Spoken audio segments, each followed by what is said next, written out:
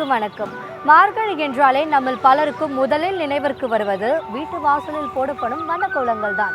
அப்படி இந்த மார்கழியும் கோலங்களும் பிரிக்க முடியாத ஒன்றாக பார்க்கப்படுகிறது. அந்த வகையில் இன்றைக்கு நாம் மார்கழி கோலங்கள் குறித்த சிறப்புகள் பற்றி தான் இந்த தொகுப்பில் பார்க்க போகிறோம்.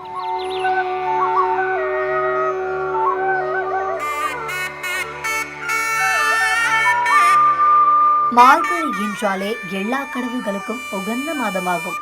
இதை தனுர்மாதம் என்றும் அழைப்பார்கள். குறிப்பாக மார்கழியின் முக்கிய அம்சமாக பார்க்கப்படும் கோலங்களுக்கு பின்னால் ஆன்மீகம், அறிவியல் என நிறைய காரணங்கள் உள்ளன.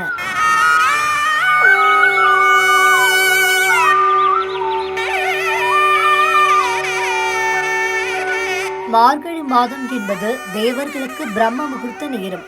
அதிகாலை 4 முதல் 6 மணிக்குள் எழுந்து வீட்டு வாசலில் கோலமிட்டு இறைவனை வணங்கினால் தேவர்கள் மனம் மகிழ்ந்து நம்முடைய துன்பங்களை நீக்கி இன்பம் தருவார்கள் என்பது நம்பிக்கை. கண்ணனே சொல்லிருக்காரு மார்கழி மாதத்தில் நான் எப்போ மார்கழி மாதமாக இருக்கேன்னு. ஆண்டாளுன்னு விசேஷம், அவள் பெருமாளை குறித்து நோன்பு நோக்கிறான். அதனால் அந்த இது நமக்கும் அந்த காலையில் எழுந்து எல்லாம் வீட்லேயும் விளக்கேற்றி கோவிலுக்கும் போய் அதெல்லாம் சுடி கொடுத்து சொல்கொடி அது ரெண்டு அவளோட இதுதான். அதனால் பாமாலையும் அவளோட தான், பூமாலையும் அவளாக கொடுத்து கண்ணனுக்கு சமர்ப்பித்து தாம் போட்டுன்னு கண்ணனுக்கு சமர்ப்பிச்சான். அதனால் கண்ணனையே நினச்சிட்டு இருந்து கண்ணனுக்கு இது அவனோட கல்யாணம் பண்ணிக்கணும்னு ஆசைப்பட்டேன். சிவப்பு, மஞ்சள், பச்சை, ஊதா என வாசலில் போடப்படும் கோலங்களுக்கு அழகு சேர்ப்பது என்னவோ இந்த கலர் கோலப்பொடிகள் தான்.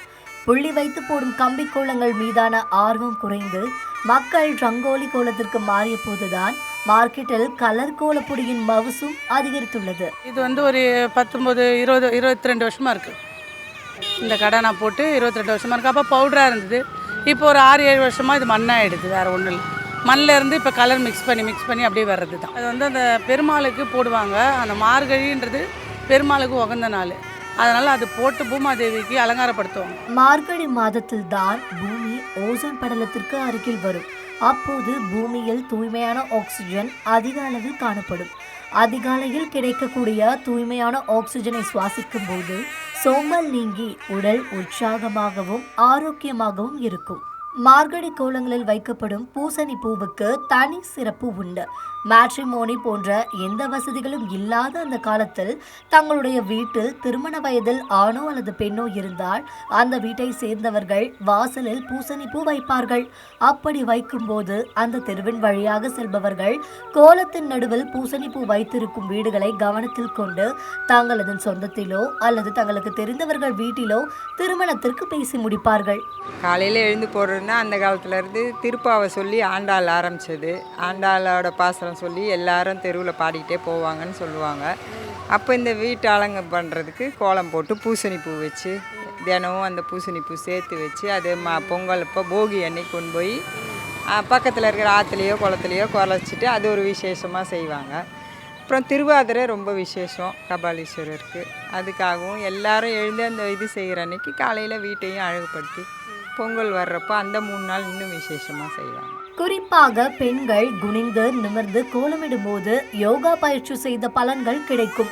அதுவும் புள்ளி வைத்து கம்பி கோலம் போடுவது பெண்களின் நினைவாற்றலை அதிகரிக்க உதவுகிறது. அத்தோடு அரிசி மாவில் போடும் கோலத்தை எறும்பு, பறவை போன்ற உயிரினங்கள் உணவாக சாப்பிடுவதால் அரிசி மாவில் கோலம் போடுவதையும் பெண்கள் மகத்துவமாக பார்க்கின்றனர்.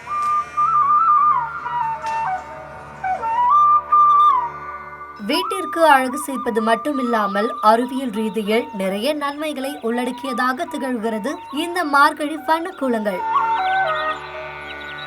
வீட்டு வாசலில் கோலங்கிட்டு பாவை விரதமிருந்து ஆண்டாள் பெருமாளை மனமுடித்ததாலோ என்னவோ இந்த மார்கழி கோலங்கள் இத்தனை சிறப்புகளை பெற்றுள்ளது. தமிழ் ஜனம் செய்திகளுக்காக ஒளிப்பதிவாளர் தாமோதரனுடன் பத்மபிரியா.